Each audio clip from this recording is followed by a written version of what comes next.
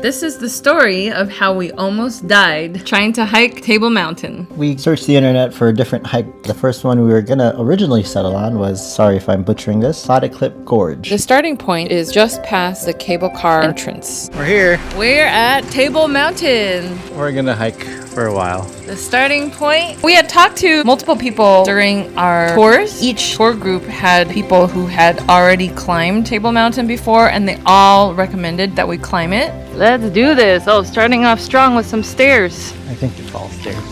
It's all gonna be like this. It's one of those must-do things when you go to Cape Town. They say on the day you're planning on doing it, look at the top of the mountain, and if you don't see any clouds, that's the day to do it. One of the more popular, easier hikes was this Clip Gorge. We realized that it was all stairs. And the girl that we had talked to the day before, she had just climbed it. She said that the route that she took was really fun. There were chains and staircases. We're like, oh, this is not the one that she was all hyped up about. So after going, 20, 30 feet, we made a U-turn back. Looked again online for a different hike. We ended up taking an Uber to the other side of the mountain. It was pretty much the other side. He drove around the mountain. It took us through the really nice neighborhood again, Camps Bay. So we got another view of that neighborhood. And it was almost like the hikes in LA where you start in a neighborhood. And this one was called the Castile Sport Route.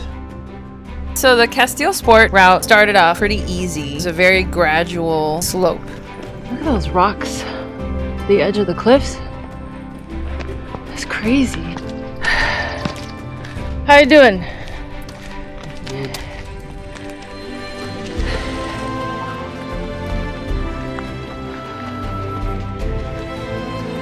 And then you know it's coming because you see the mountain and it's really, really steep. So all of a sudden it transitions into this really steep staircase. It's pretty much a steady zigzag climb up the mountain. First it was brush, then it turned into rocks and then boulders. And from there on it just kept going. I just checked my watch. My heart rate is 175. Ernest is beating me. He's like a mountain goat. But also my excuse is I couldn't sleep well last night and I've been kind of sick. Good thing it's not hot like LA weather. Otherwise this would be really bad.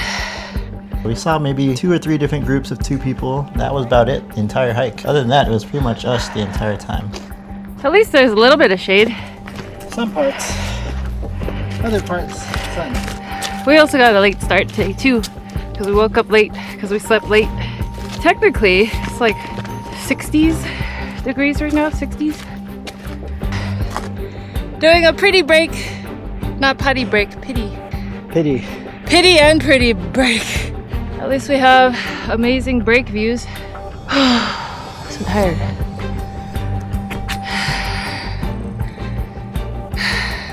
Well, it was supposed to be a 1 to 2 hour hike, but we opted out for the 3 to 6 hour hike. We got it. These straightaways are kind of a nice break from the rock climbing. We did see a small child, she was maybe 10, coming down the mountain with her dad. At first I didn't know what to expect, right? But then I was like, all right, if this kid can do it, we can do it. It started getting a little bit sketchier as we got to the boulders part, because if you made one wrong move and you accidentally lost your balance and fell backwards, you would fall. Yeah. But the views were gorgeous. Yeah, looking up the mountain was very nice, and then every time we were able to turn around, we got a nice view of the entire area. We were driving along that road yesterday, Peninsula. Oh, and we had to stop. I was looking at my watch, the fitness tracker, and my heart rate was in the 180s. I was in zone 5 for an hour. It was crazy. I feel like mountain goats. Rock climbing, not hiking. All trails did say it was more for experienced hikers. I honestly didn't know what to believe, but I could see how this would require some experience. You would need to be really fit. I mean, we're pretty fit, and this was still really challenging. The hardest part was the beginning part, where it was a really steep climb and we had to boulder, where you're just literally climbing over these rocks. Oh man, I was so tired. I'm like, I hope there's not much more.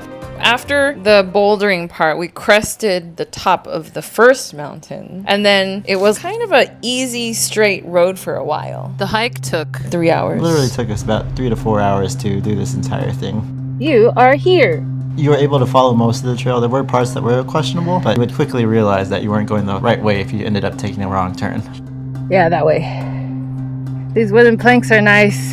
It had areas of easy straightness, and then you would go back down into the valleys of the mountain. Yeah, every time I went down, I was like, no!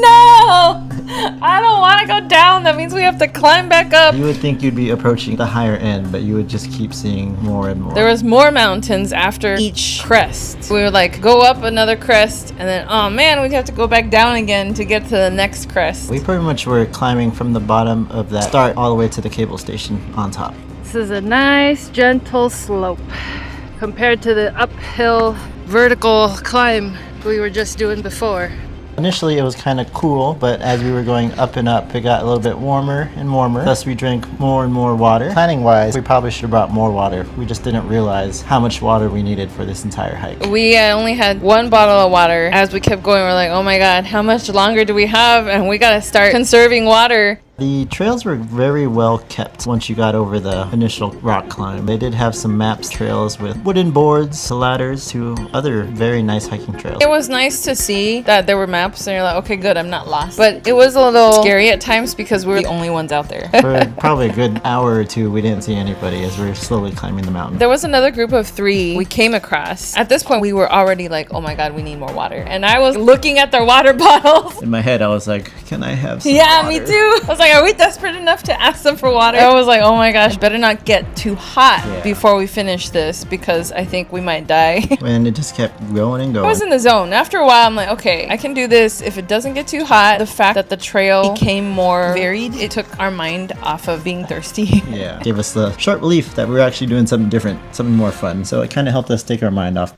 At one point, we did see another family. It was a mother, father, and a child. I was very impressed. They had taken a different hike that led us to the same area. But they also took the ladders. The kid, she must have been, what, 9, 10? They were fine, but of course they had backpacks on. They were well stocked. There was definitely different trails that led to different paths. It was nice to see that another family was in the area, so we weren't so far off track. It was nice to see people, so we knew that if we needed help, they could help us. We came from all the way over there. I think we're finally there. There's a shit ton of people up there. There ain't no way all those people hike this. Yay, we made it, almost. Home stretch. We started down there. All the way down there. It was cool because we had just done the peninsula tour the day before. We could see where we had been. The peninsula tour took us to Cape Point. So I think that's the Atlantic Ocean. And that might be way across over there, the Indian Ocean. And that was really cool. We're like, oh, hey, we were just over there. That's how far up we were. Yep, and the further we got, our water supply got lower and lower. And there were actually a few little waterfalls. I was like, oh my god, can we drink that? Is it safe to drink? But we opted just to hold out. So if you look on All Trails, or if you just Google this hike, there's this outcrop of rock, the diving board. We never saw it. We were so concentrated on finishing without running out of water. We just focused our eyes forward and just kept going. We did it! Yay! 3 hours. Tired, thirsty, ready to go sleep. As we got closer to the people, we saw what they were wearing. Heavy jackets. And they looked cold and they were looking at us like we were the crazy ones. We were sweating and everything. We were thirsty, and as we were walking to the top, first thing we noticed was a We did it. eatery, bar, and coffee place. That sounds amazing right now. We're like, oh my gosh. Of course they have a restaurant on top after we've been suffering the past 3 hours. We made a beeline towards it, making you walk more steps to get to your water. You know, one water, one soda. This is for me. This is all for you.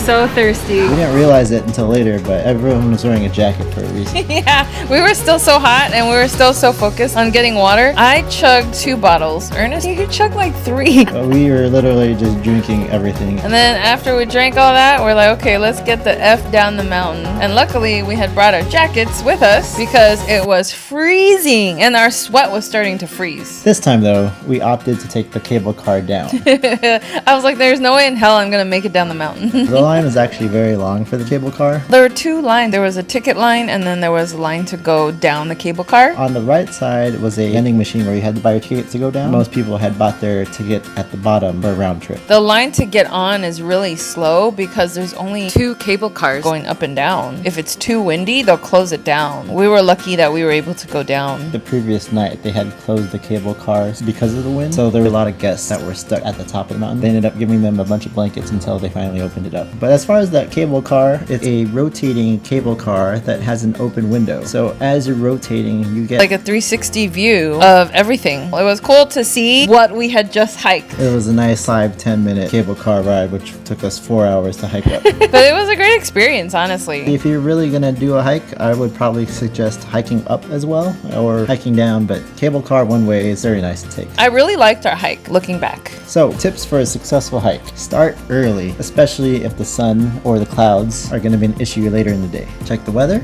and of course, wear proper gear. Yeah, definitely bring a puffer jacket. You're gonna need it at the top. Some nice hiking shoes, plenty of water, A lot of water. a hat and some sunscreen, and just layer up. Because you're gonna get hot, but it's gonna get really cold as well at some points. And the weather in Cape Town is so fickle. It could be rainy at one point and also sunny at another point, all in the span of half an hour. But it was really fun. I think it was worth it. But this is how we almost died.